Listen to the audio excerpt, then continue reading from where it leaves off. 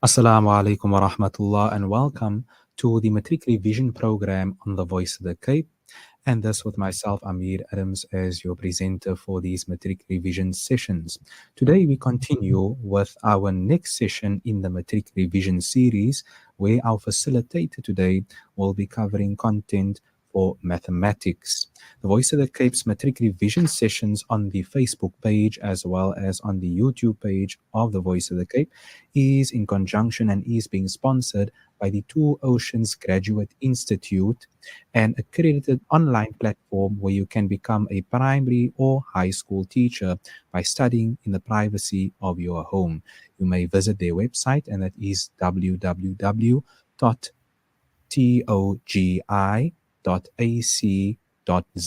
or you may call them on 021 829 7015. So, without further ado, as a means of introducing today's session, today we have the honor once again to be interacting with today's esteemed facilitator for Mathematics Paper 1, and that is none other than Imam Natheer Hendricks, who is a tutor and the head of Supreme Scholar with a degree in mathematics as well as computer science.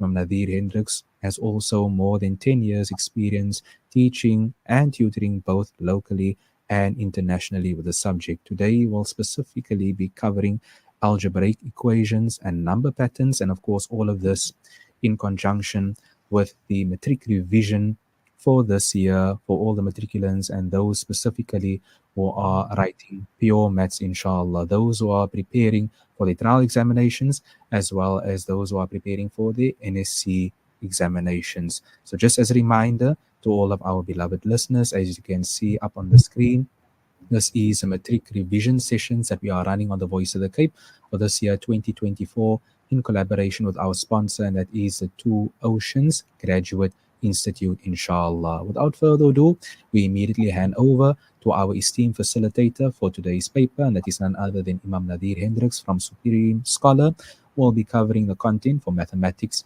Paper 1. As a reminder, of course, to all the parents and all the students out there, please like, share, and subscribe on the YouTube and Facebook pages of the Voice of the Cape, and ensure that all of those who are preparing for this upcoming examinations have this content ready for them in order to further succeed in the exams. Without further ado, we hand over to our esteemed facilitator, Imam Natheer Hendricks. Assalamu alaikum wa rahmatullah. Shukran for having me. Bismillah. So let's get into session number 2, inshallah, on mathematics. So alhamdulillah, we're continuing from where we left off in the session yesterday. And yesterday we tackled, just a reminder, we looked at starting with the end goal in mind. We looked at an overview of topics from paper 1 and paper 2. Then we went into some algebra, and we defined very clearly and as simply as possible what algebra is. We looked at some basic algebraic equations, applying some basic rules and principles from algebra. We looked at a quadratic equation example, and we looked at some typical exam equation questions. Today, inshallah, we're going to be doing the following. We will take a little bit of a deeper, detailed overview, look at the typical question 1 and question 2 of paper 1. We're going to be looking at that and just giving you an overview, a little bit more detailed overview of what you can expect for specifically question 1 and question 2 in your paper 1 final exam, which will take place at the end of this year, inshallah. And then we're going to be looking at just a point. One of my students pointed out to me that there was something that we mentioned in the previous lesson that I need to clarify. So just a point of note from the algebraic equation from the previous lesson that we conducted yesterday. And then we're going to be looking into some more complex algebraic equation examples. We will be looking specifically at another algebraic equation, and we will be looking at an inequality, which falls under the section. And then we will start with number patterns. Then we will look into number patterns, which is the second section, typically the next section, a very big section in your final exam that you can expect questions on.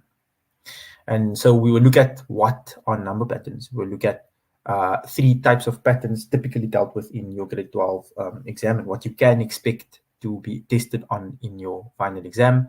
We will look at some basic examples, and then we will look at the typical exam question, inshallah. So that's the plan for today, and let's get straight into it. Bismillah. Okay. So a detailed overview of a typical question 1 and question 2 of paper 1. In the previous lesson, we said that that typically algebra and equations is typically about 25 marks, basically question 1. What I've done is I've taken a screenshot or snippet of question 1 from the as you can see on the screen, from the Department of Basic Education past paper, last year's final paper, 2023's final paper, right? And what I wanted to basically just point out is the following. This is typically what the question looks like. Obviously, it's not the same. I mean, the numbers will change stuff, but typically you can expect that the first question is going to be a simple quadratic equation that usually you will solve using factorization.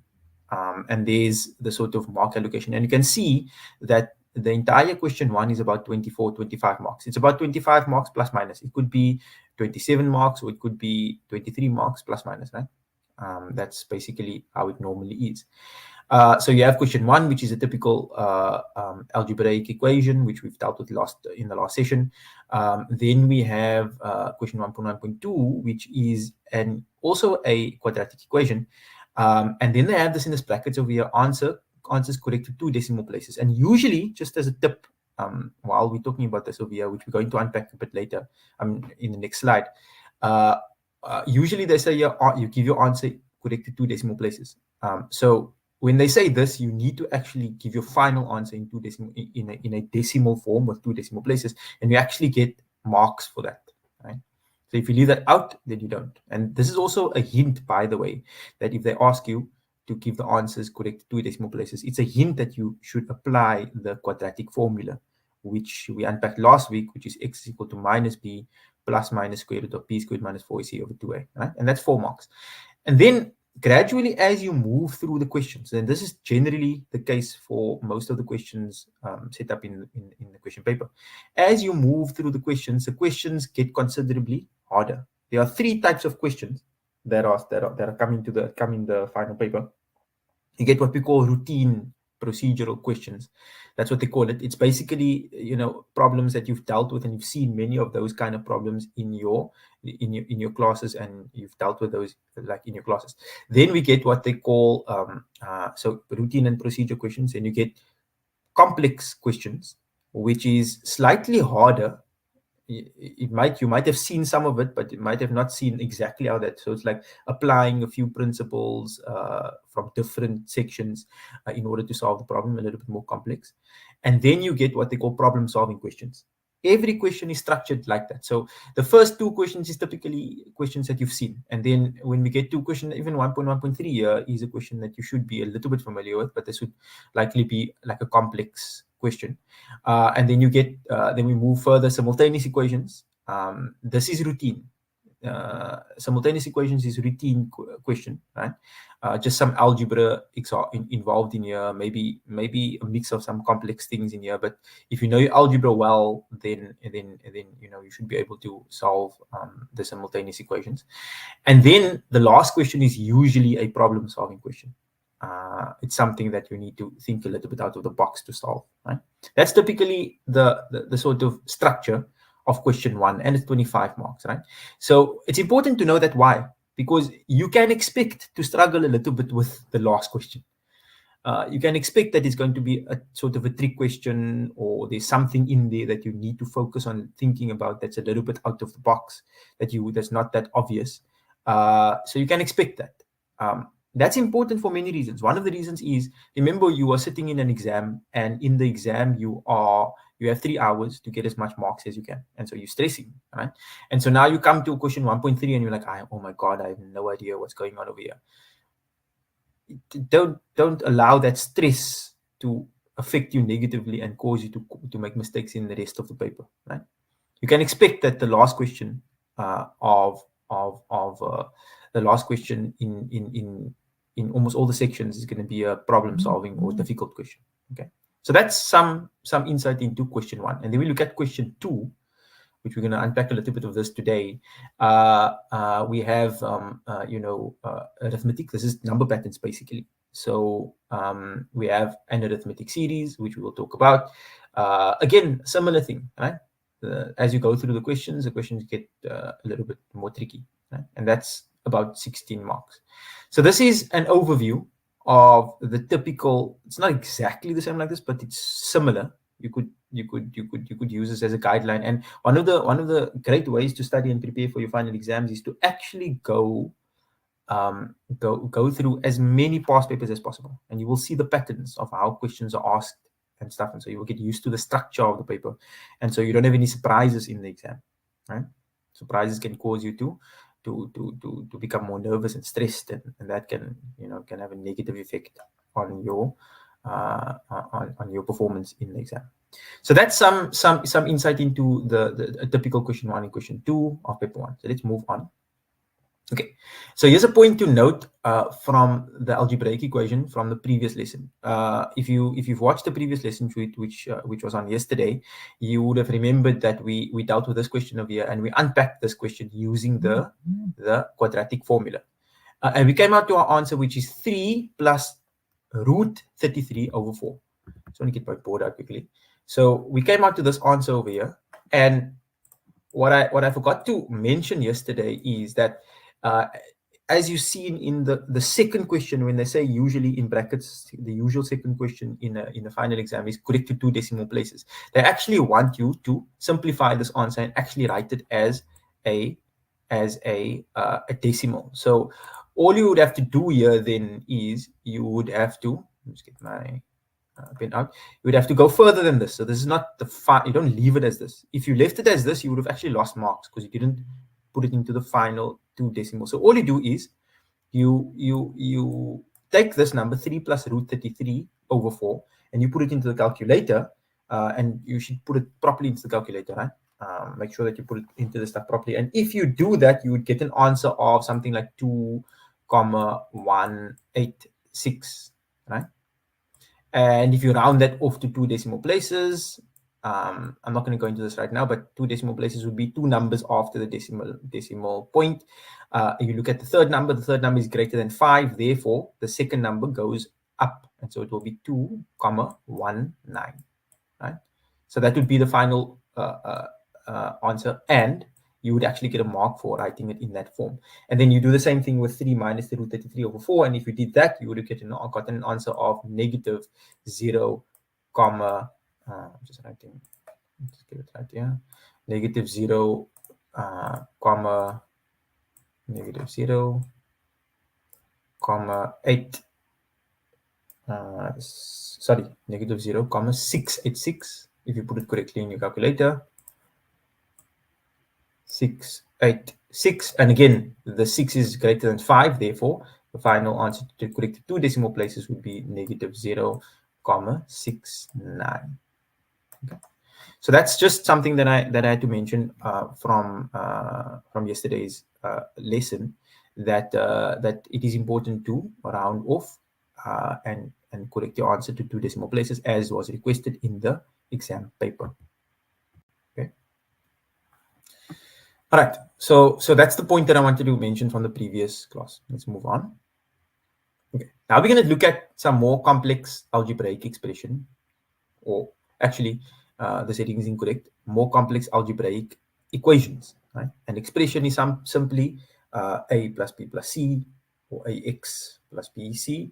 Sorry, ax plus b maybe. And an equation is where you have ax plus b, or something x plus, is equal to some number.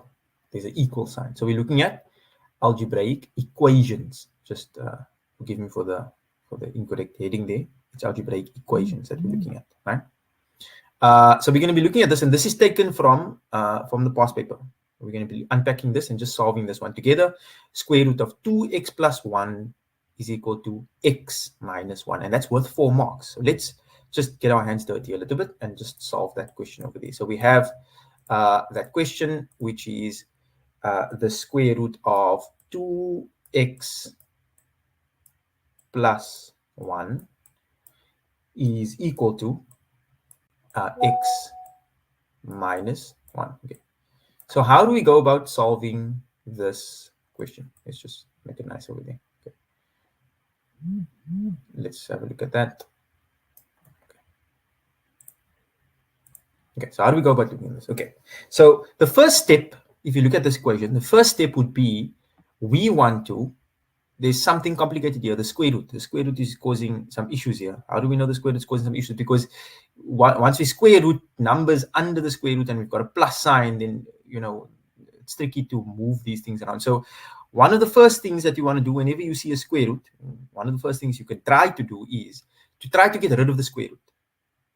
And how do you get rid of the square root? Well, a way to get rid of something is to do the opposite of that thing. So if I have, for example, x plus 1 is equal to 2, if I wanted to get rid of the 1, I subtract 1 on the left-hand side. And what I do on the left-hand side, I do on the right-hand side. So I subtract 1 on the side as well, and I end up with x is equal to 2. So that same idea, it's an algebraic idea. That same idea gets applied here. I want to get rid of this square root. So how do I do it? Well, the opposite of square root is to square. So if I square this side, that square would cancel out the square root. But what I do on the left-hand side, I have to do on the right-hand side. So I do the same thing here. I square the side over here. And then I end up with 2x plus 1. 2x plus 1 is equal to x minus 1 squared. Okay. 34. Okay. So now I've got something that looks a little bit easier to deal with. Now I've got rid of the square root. Okay, so now what we do is let's just expand this x minus 1 squared by multiplying it out. And there's two ways to do it. There's a shortcut way.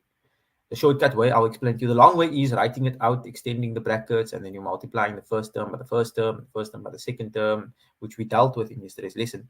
But I'm going to show you a shortcut, right? A short way to do this. The short way to do this is first square the first term.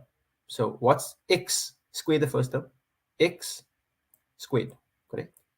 Then you take the first term, you multiply it by the second term, including the sign, and you multiply the answer by 2. So x times negative 1 will be negative 1x. And that multiplied by 2 will be negative 2x. And then for the last term, we're expecting 3 terms. For the last term, we take the last number, including the sign, negative 1, and we square it. And negative 1 squared will become plus 1. You can, go do it on your own and just see if you multiply it out, you get the same answer. Okay. So now we have 2x plus 1 is equal to x squared minus 2x plus 1. Okay. Next step would be to move all of the terms on one side. So we could move this way. We could bring this quadratic term over this side, or we could take these terms over that way. Right? Either way, it doesn't really matter. Right? By convention, you used to having the 0 on the right-hand side, but it actually doesn't matter what side the stuff is. You understand that one thing is equal to the other thing, whether you have it on the left-hand side or the right-hand side, it's still the same thing. So I prefer that we move the 2x over and we move the 1 over, right? And if we do that, then we have 0 on the left-hand side. We have x squared here. Sorry, that looks like a 3. Give me. We have x squared here minus 2x. And so and minus 2x plus 1. Let's do that.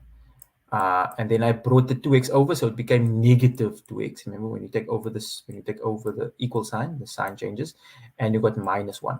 And now, all I have to do is I have to sort out the like terms. So I have x squared over here. There's no other x squared, so x squared remains x squared. There's a minus 2x and there's a minus 2x. So that goes together. Why? Because that's the same term, right? So in essence, it's an x over there, but it's going to be minus 2 minus 2. How does that work? Well, if I have apples and apples, if I have 4 apples and 3 apples, I can add them up to have 7 apples, right? Anything that's the same, I simply just add the number. So minus 2 will be minus 4x, right? And then the last number here is 1 minus 1, and that's obviously going to be 0. So we have 0 is equal to x squared minus 4x. If you don't feel comfortable working with the 0 on the left-hand side, you can swap it around. It doesn't change anything really. So x squared minus 4x is equal to 0. It's exactly the same as saying 0 is equal to x squared minus 4x. Don't get confused. I did not take stuff over here. I simply just rewrote the equation with the expression on the right-hand side.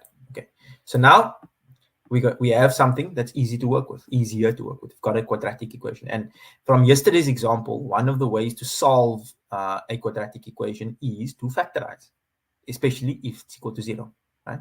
So we've got it in the form where it's equal to 0, and now we're going to factorize. What is factorization? Yesterday we did a certain form of factorization. Here, this is a more simpler form of factorization. What is it? It's taking out a common factor in both terms. So if you look closely, you will see that there's an x squared here and there's an x there. What does that mean? What does x squared mean? X squared simply means there's two x's. You could also write this as x times x, right? And take the squared away. So what does that mean? There's a common factor between these two terms, right? What do we mean by that? There's one x here and there's one x here. So x is common in both terms. Therefore, I take x out as a common factor. And then I open a bracket and I say x multiplied by what gives me xx? Well, x multiplied by x gives me x or x squared. And x multiplied by what gives me negative 4x? Well, minus 4. Minus 4 times x gives me minus 4x. And that would be the factorization. And then following from the principle that we dealt with yesterday, where if two things are multiplied by each other and they're equal to 0, then there's only two possibilities. The one possibility is the first term equals to 0, or x minus 4 equals 0. Okay. And then it follows then for us to simply just simplify the second answer here, because if x is equal to 0, x is equal to 0, you can't do anything with that, right? If x minus 4 is equal to 0, then x must be equal to 4, and that is your solution. Okay. So that's that question over there. 4 marks, and that is that question. How to deal with that question? Okay, let's look at the next question, which is an inequality. What is an inequality? Well, a normal equation says that one expression is equal to the other expression. An inequality is saying that the expression on the left-hand side is not equal to the expression on the right-hand side, right? It could have equal to, but it's saying in this case over here, let's just get to the board and deal with this one over here. Go across. Okay, so let's get, what was that question? X squared minus 3 is greater than 2x. X squared minus 3 is greater than 2x. This is also a question worth 4 marks. So let's unpack this. How do we solve this? Okay. The difference between this and a normal equation is that an equation tells me that the left-hand side is equal to the right-hand side, whereas in this case over here, we're saying that the left-hand side here must be greater than the right-hand side. So naturally, because it's, there is some principles that we will use from how we solve normal equations to solve this. So let's unpack what we're going to be doing here. And maybe we should translate this into English. What this actually is asking is, what number squared minus 3 is greater than 2 multiplied by that same number? That's what this is asking you in English, like a word sum, if you want to call it that. So how do we solve this? Okay. So the way we solve this is as follows. The first thing you could do is you could try to get this in the standard form where you have all the terms on the one side, especially when you're dealing with the quadratic, because then you can have it in its standard form, and you have 0 on the other side. So it's simply the case of us taking over the 2x, right? And you have the same thing that happens. If you take over the 2x, then you will change the sign. So x squared, this will become x squared minus 2x minus 3 is greater than 0. Something important I need to tell you. So that's what we have. There's something important I need to tell you. If you have to divide by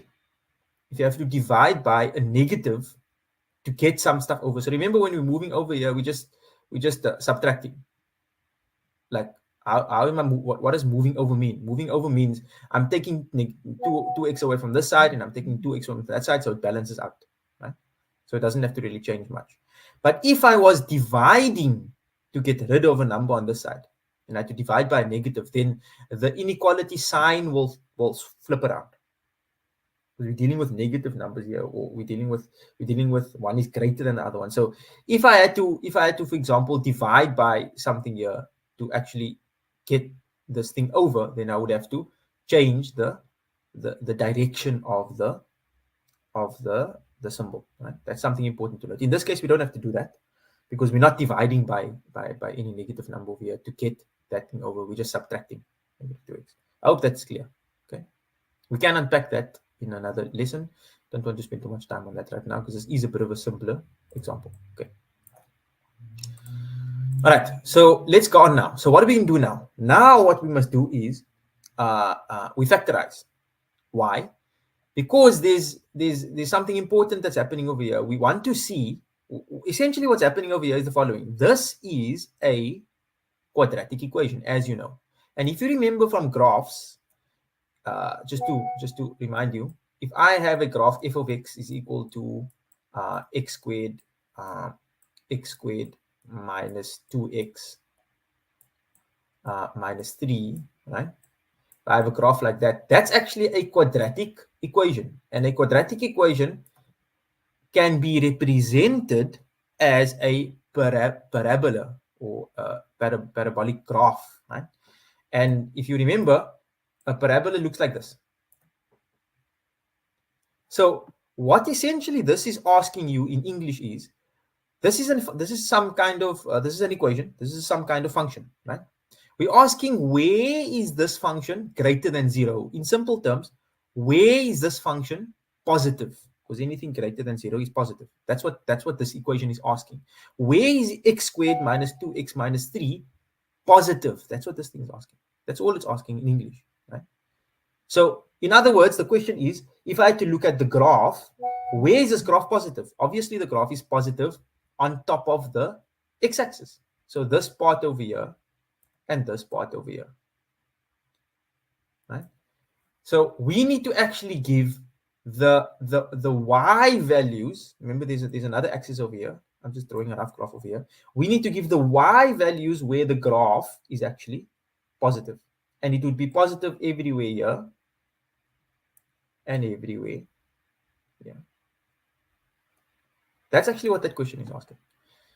So we are actually interested in this number specifically and this number specifically, right? And those two numbers are what we can call it in this context, we call it the critical values. In other words, at that point, whatever that number is over there, when the graph crosses that line, it actually changes the graph from a negative part of the graph to the positive part of the graph. And the same happens on the other side. So we're interested in what those values are. And guess what? In order to find those values, you simply take this equation, x squared minus 2x minus 3, x squared minus 2x minus 3. You simply take this equation and you make it equal to 0 and you solve. And then you'll get your critical values. We call it critical values. You can call it CV, which will be the value there and the value there, where this entire function is actually equal to 0 on the x-axis. So that's what we need to solve over there, right? And so now you can use the quadratic formula, x is equal to minus b plus minus square root of b squared minus 4ac over 2a. You could use that equation or formula, sorry. Or you could, use factorization. I'm not going to go through this again because we have done this. If you do your factorization, get a number a number that multiplies, two numbers that multiply by themselves to get 3, and if you add or subtract, you get -2, then you will come out with the two brackets equal to 0. You have an x here, you have an x here. The two numbers, the two factors that will work here would be 3 and 1. 3 multiplied by 1 is 3, and -3 plus 1 is equal to -2. So -3 multiplied by 1 is equal to -3, and -3 plus 1 is equal to -2. And then if you equate x minus 3 is equal to 0, you will get x is equal to 3, or x is equal to -1, right? See, there's even algebra in solving this equation. Well, there's a lot of algebra. Algebra is everywhere over here. If you're struggling with this concept, I'd highly recommend that you go practice it, because it comes up in many different places where you need to factorize quadratics. Okay. So we have now our critical values, 3 and -1. And now we need to make sense of this on the graph. How does it look? Well, on the negative side, on the left side, this will be the negative number. So this must be the -1, because that's the only option there. And on this side, it will be the 3. So that, what am I saying? In other words, this value over here is -1, and this value over here is 3. And that we can call your critical values. And if you do this in the exam, you can say CV is 3 and -1. You will get marks for that. And now it simply remains for us to answer the question. What was the question? Let me remind you. The question was, where is this graph positive? Where is this equation positive?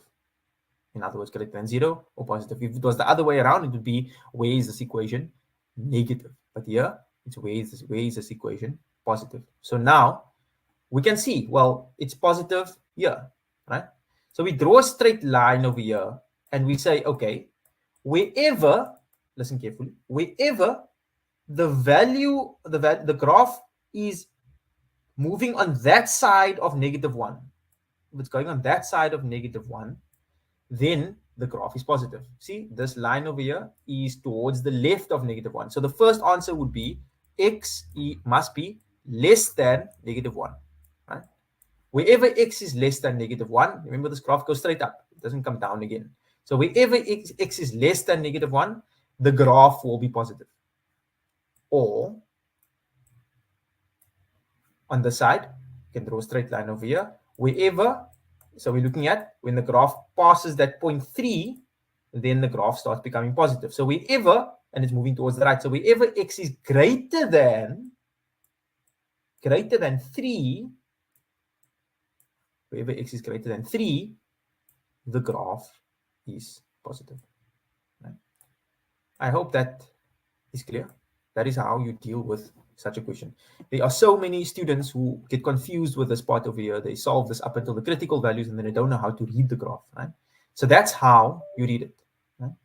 You draw the graph, you get the critical values, and then you check on the left hand side, on the right hand side of the value, is it positive or negative? And obviously, this thing was swapped around. If we were looking for x squared minus 2x minus 3, where it's less than 0, then the English question translated to English would be, where is the graph negative? And then we would obviously take the values between -1 and 3, which would obviously change the answer. Okay. So that's the inequality. And we could deal with more. We'll see if we do another one maybe in the next session. But we need to move now to our next section, which is number patterns. Okay. So let's take a breather. You are able to pause, or later on when this video is live, is on the stream, you will be able to pause and maybe take a breather. I don't have that liberty. I'm doing a live session here, so let's get on. Okay, so let's talk about number patterns. What is a number pattern? We'll start simple. Try to just define what a number pattern is. A number pattern is simply, very simply, just a list of numbers that follow a certain order or rule. That's all. That's it. That's all it is. Right? A list of numbers that follow a certain order or rule. When we say rule, we mean you can calculate. You can say, okay, I'm adding 2 every time to get the next answer, for example. Right? Here's an example. 2, 4, 6, 8. When we count in twos, That's a number pattern. Another word for that is a sequence. It's a number pattern. It's following a specific rule. What's the rule? Just add 2 every single time to get to the next number, right? And so you could calculate what's the 100th number in this specific pattern, right? You can count 2, 2, 2, 2, 2 until we get to 100. That's one way. Or there's a shorter way by using an equation, which we're going to unpack in this, right? So this is a simple number pattern that keeps adding 2 to get to the next number. That's it, right? Okay. So let's just unpack quickly. Let's just unpack quickly important terminology, right? Important terminology. What is a sequence? A sequence is a list of numbers that form a pattern. A sequence is a list of numbers that form a pattern. So you need to get familiar with this terminology, because when these words are used, you need to understand what is actually being said, right? A sequence is a list of numbers that form a pattern. That's it. Understand clearly what we're talking about when we say these numbers. Sequence is a list of numbers that form a pattern. The term, right? The term is T1, T2. Each number in a sequence of numbers. That's what term means. T1, T2. You will see the symbols when we're talking about number patterns. T1, T2, etc., etc. When we use the word term in this context, we're actually just specifically referring to any number in a sequence of numbers. That's all we define, right? Constant difference is something we use as well. Constant difference means the same number being the difference between 2 consecutive numbers in a sequence. So when we talk about this, maybe I just need to explain this a little bit simpler. When we say constant difference, we simply mean, like we look at the previous example. If you look at the previous example, when we say constant difference, we simply mean that the difference between each 2 numbers, the difference between 4 and 2 is 2, and the difference between 6 and 4 is 2, and the difference between 8 and 6 is 2, right? So when we say constant difference, we simply mean if you take the second term and you subtract the first term, you're going to get a number. And if you take the third term and you subtract the second term, you're going to get the exact same number. That's all we mean. Constant difference, the same difference. The same difference. Right? Each number in a sequence of numbers. So constant difference, the same number being the difference between 2 consecutive numbers in a sequence. So that's what we mean when we say constant difference. Then we have this term called general term, and the symbol is Tn, right? The general term is simply the value of any term in a sequence, also called the nth term. So sometimes they will ask you to calculate the general term. What they're asking you to give is a formula that can give me any value in this pattern. So in the previous example, 2, 4, 6, 8, for example, if I want the 100th term, then it will be T100. N over here just refers to the position of the number in the sequence. Right? This is very important to understand this terminology and know what you're talking about. Okay, right? So let's look quickly at 3 different types of patterns. You get 3 types of patterns that you, as a Matric student, need to be. You can be tested on any of these 3 types of patterns in your final exam. The first one is what we call an arithmetic pattern. They also call it a linear pattern in certain instances. Right? What is an arithmetic pattern? I'm going to unpack that. The second type of pattern is a geometric pattern, which we're not going to deal with today because time doesn't allow us. We will deal with it in future sessions, inshallah. And then the last type of patterns is a quadratic pattern. So for today, we're only going to be looking at the arithmetic pattern, but I'm going to give you a very brief definition of what's the difference between these 3 types of patterns. Right? So what is an arithmetic pattern? An arithmetic pattern is simply numbers. It's a pattern. It's numbers that increase or decrease by the same amount each time. In other words, a very important defining feature of an arithmetic pattern is that it has a constant difference. That's all. A sequence, an arithmetic pattern is simply a sequence that has a constant difference.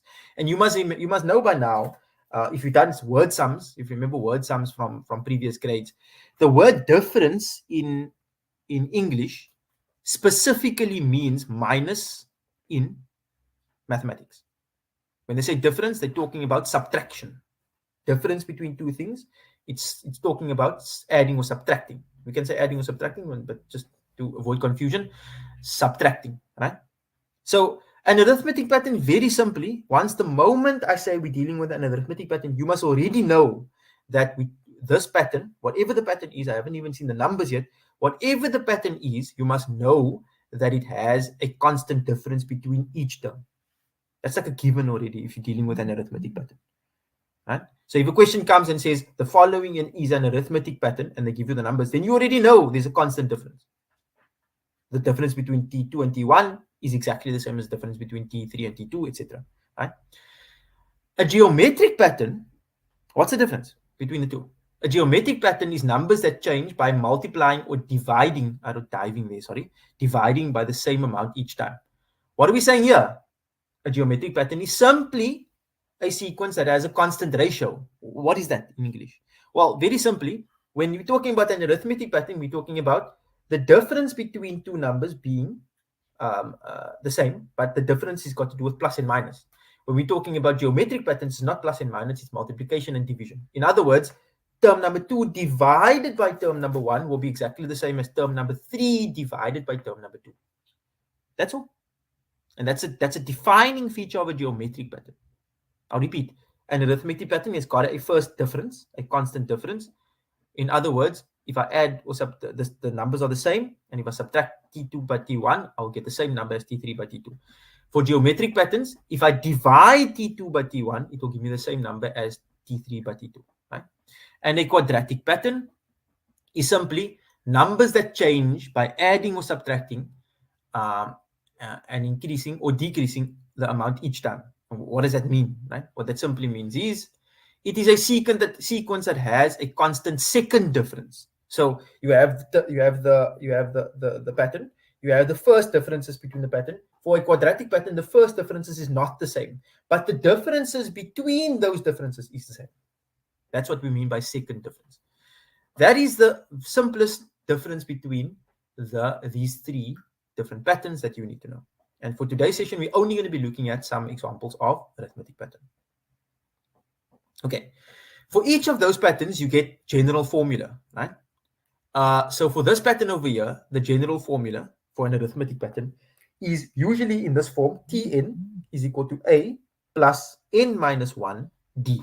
And these letters mean something, right? A usually means the first, the value of the first term in the pattern. So if the term starts with 2, if the sequence starts with 2, then A will be 2, etc. D is the constant difference, whatever that constant difference is, and N is the term position number. So if I'm busy with term number 1, then N will be 1. If I'm busy with term number 2, then N will be 2. If I'm busy with term number 10, then N will be 10, etc. Right? You need to know this formula. If I remember correctly, this formula is not given to you in the I stand on a correction. There are certain formulas that's not given to you. I'm not sure if this one is given to you in the formula sheet. It would help you to know this and remember this formula. For any arithmetic pattern, Tn is equal to A plus n minus 1D. All you have to do is you have to put a value in for A, which would be unique to the pattern that you're dealing with, and a value for D. Right? Something important that you need to remember, which I said a couple of times, is that T2 minus T1 is equal to T3 minus T2 is equal to T4 minus T3. What do I mean by that? What I mean by that is term number 2, the value of term number 2 minus the value of term number 1 is the same as the value of term number 3 minus term number 2, and it is the same as the value of term number 4 minus term number 3, and you can go on like that. Right? Term number 100 minus term number 99 is going to be exactly the same number because it's an arithmetic pattern. Okay. A basic example. Consider the following sequence: 5, 7, 9, 11. Well, term number 1 in this case over here is 5. Therefore, if I had to find I had to put a value in the formula, it would be A is equal to 5. And if I want to find D, I simply take T2 minus T1. 7 minus 5 is 2. 7 minus 5 is 2, right? 9 minus 7 is 2, etc. 11 minus 7 is 2, right? So that's it, right? So let's look quickly at an exam question and we're going to end on this, inshallah. This is an exam question. We're just going to deal with 2.1.1 and then we will end. Okay. So we're looking at 7, 12, and 17. So let's see. Right? Bring up the board over here.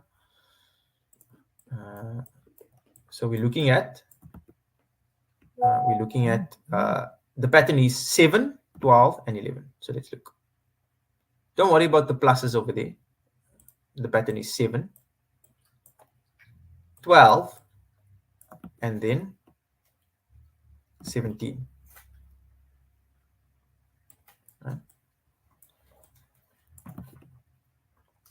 And they're asking you for the value. They're asking us for the value of term number 91 in this arithmetic. It's called the series. The reason why it's called the series is simply because instead of there being a comma, it's plus. It's adding things, right? We're only going to deal with t number 91. How do we find the value of the 91st term in the sequence? Well, how do we do that? Firstly, this is T1. This is T2. This is T3. And so on, right? And it goes all the way until we say Tn, where n is any number. In this case over here, we're looking for T number 91. That's what they're asking, right? So we need to find the 91st term somewhere here. 91st T91 will be some. We need to find the value of T91. Well, how do we do that? The first thing we're going to do is we're going to find the general formula. So we remember that Tn is equal to A plus bracket n minus 1 t, right? Now we need to find a value for A and we need to find a value for D. Well, A is 7. So we could just put 7 there. A is 7. A is equal to 7. And D, what is D? Well, 12 minus 7. It's going to be T2. You can say D is equal to T2 minus T1. That's the way you work it out, right? And you expect it to be the same as T3 minus T2, so you can take any of those, right? And if I take 12 minus 7, I will get 5. 17 minus 12, 5, the same thing. So D is equal to 5. And then we simply just put these values into our general formula. Tn is equal to 7 plus n minus 1. Don't put a value in for n yet. And the difference is 5, so it's multiplied by 5. That's it. So now we have our general formula, and this general formula will allow us to find the value of any term in the sequence. And now they're asking us for T91. Well, what we simply will do here is we'll say T91 is going to be equal to what? You see this n over here goes with that n over there, right? So we're going to say T91 is equal to 7 plus 91 minus 1 multiplied by 5. That's it, right? And then we can do the calculations. 91 minus 1 is 90. 90 times 5, you could do the calculation, right? 90 times 5, 7 plus 90 multiplied by 5. What is that? Just get a calculator. My brain is a little bit lazy right now, so I'll just use a calculator. Give me a calculator here in front of me. You could do this value as well. So we have 90 multiplied by 5, right? 90 multiplied by 5. Sorry, 90 multiplied by 5, 450, and that would mean that the value, the answer here is 457, because 90 multiplied by 5 is 450 plus 7, obviously, which is equal to, that was an easy number. I didn't actually need a calculator. Yeah. And then we have 457. And that's going to be the value of the 91st term, right? Just to remind you again, the value of the 53rd of the value of the 91st term. So this value over here is 457. And likewise, you could calculate any number. You could calculate the 1000th term in this series over here, sequence over here. Okay, I think that's enough for today. We will end on that. In the next lesson, we will continue with some number patterns, perhaps look at some geometric and quadratic problems. And we're going to move on, inshallah, to the next sections. I will conclude on that. وصلى الله على سيدنا محمد سبحانه وبحمده سبحانك اللهم وبحمدك نشهد أن لا إله إلا أنت نستغفرك ونتوب إليك. شكرا. I hope this was beneficial. السلام عليكم. Alaikum salam wa rahmatullah. We say shukran, jazakallah khair, Baitra Makasi, thank you very much to our facilitator for today, and that is none other than Imam Natheer Hendricks, one of the tutors and the head of Supreme Scholar, who so beautifully gave us guidelines as to how we should prepare for the upcoming matric paper of mathematics, specifically content for paper one. And notice I speak in the inclusive we because we consider all of ourselves, even those who are not in matric anymore, still to be part of this process, whereby we know friends and family members that are in matric.